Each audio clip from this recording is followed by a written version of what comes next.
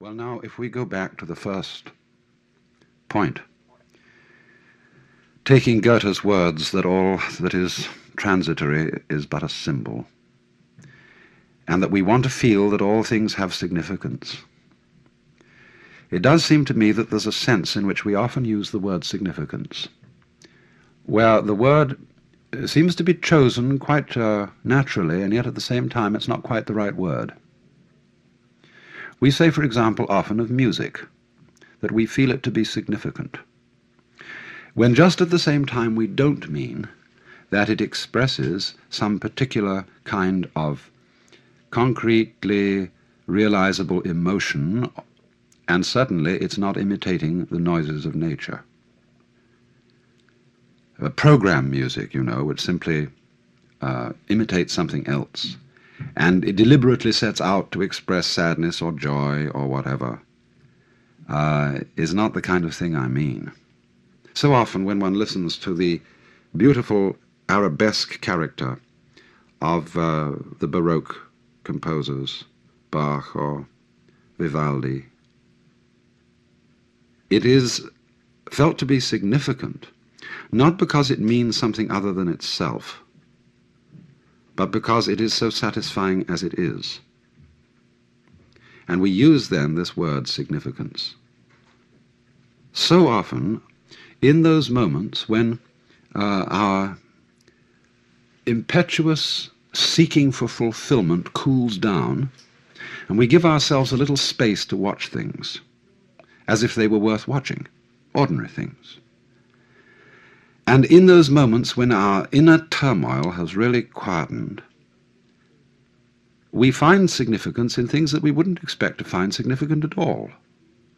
I mean, this is, after all, the art of those photographers who have such genius in turning the camera towards such things as peeling paint on an old door, or mud and sand and stones on a dirt road, and showing us there that if we look at it in a certain way, those things are significant. But we can't say significant of what so much as significant of themselves. Or perhaps significance then is the quality of a state of mind in which we notice that we're overlooking the significance of the world by our constant quest for it later. All this language is, of course, quite naturally vague and imprecise, because I think the wrong word is used.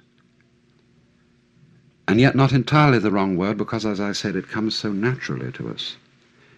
It was Clive Bell, the great aesthetician, who wanted to say that all the characteristic of art, especially the characteristic of aesthetic success in painting, was the creation of significant form.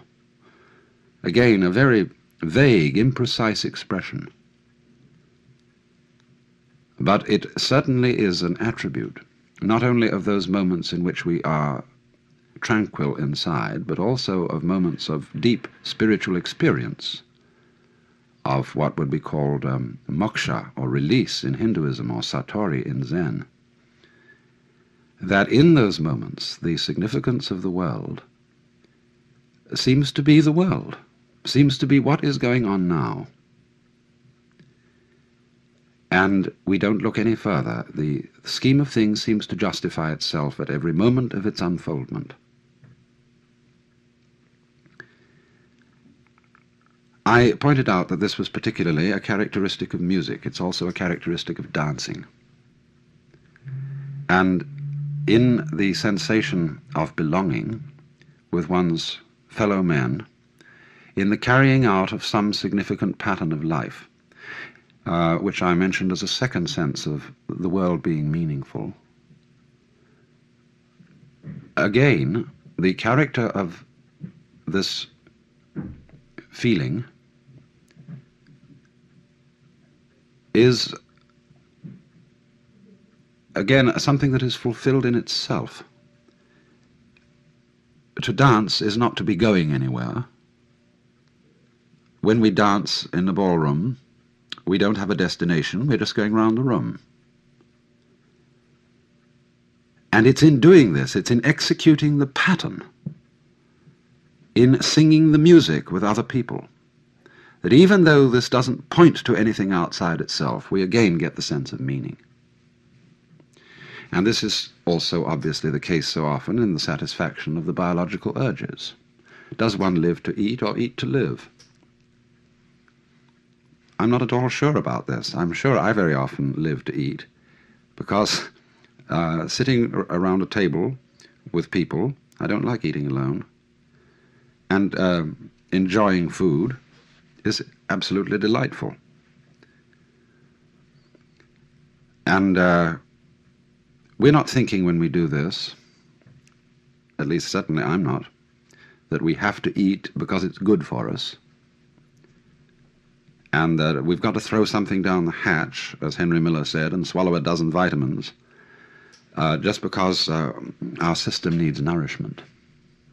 I remember quite recently there was an article in the Consumer Reports about bread, and there had been some correspondence and protests saying that the bread one bought, white bread one buys in the stores, is perfectly inedible and lacking in nutrition, and that it was much better to eat peasant-type breads, rough pumpernickel and things of that kind. And the experts replied that our white bread is perfectly full of good nutrients, and there's nothing really the matter with it at all. Well, I felt like saying, it isn't a matter, perhaps, of the bread being deficient in the essential vitamins. Bread isn't medicine, it's food, and one's complaint against it is that it's bad cookery. It tastes of nothing. And we do tend, don't we, to look upon food so often for what it will do for us rather than the delight of eating it.